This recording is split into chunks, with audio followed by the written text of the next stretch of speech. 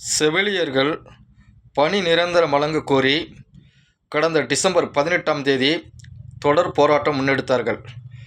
போராட்டம் முன்னெடுத்த செவிலியர்களை பெண்கள் மற்றும் குழந்தை பெற்ற பெண்கள் என்பதை கூட பார்க்காமல் காவல்துறையினர் கடுமையான முறையில் அவர்கள் மீது பலவிதத்திலும் அலகழிப்புகள் செய்து அவர்களுக்கு பலவித இடையூறுகளையும் பலவித மன உளைச்சல்களையும் தொடர்ந்து ஏற்படுத்தினார்கள். அது மிகவும் கண்டிக்கத்தக்கது. ஒரு வழியாக டிசம்பர் 24ஆம் தேதி நேற்று அந்த தொடர் போராட்டம் முடிவுக்கு வந்துள்ளதாகவும், முதல் கட்டமாக 1000 செவிலியர்களை பணி நியமனம் செய்யப்போவதாகவும் தமிழக அரசு அறிவித்துள்ளது. ஒரு வழியாகவது அவர்களது கோரிக்கையை கேட்டு இப்பொழுது அந்த பணி நிரந்தரம் செய்ய உள்ளோம் என்பதை கூறியமைக்கு வரவேற்கலாம்.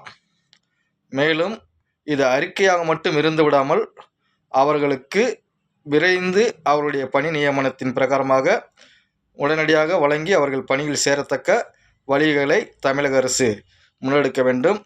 மேலும் இதுபோல தொடர்ந்து பல மாதங்களாக பணி நியமனம் வழங்க வேண்டும் என்பதற்கு வலியுறுத்தி தூய்மை பணியாளர்கள் பல கட்டங்களும் போராடி வருகிறார்கள், எளிய சாமானிய மக்கள்.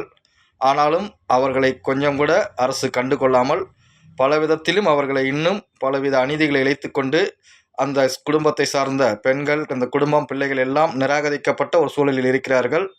அவர்களும் நம் மக்களுடைய உயிர் காக்கும் பணிகளை கொரோனா காலத்திலிருந்து உயிரை பணயம் வைத்து முன்னெடுத்தவர்கள்.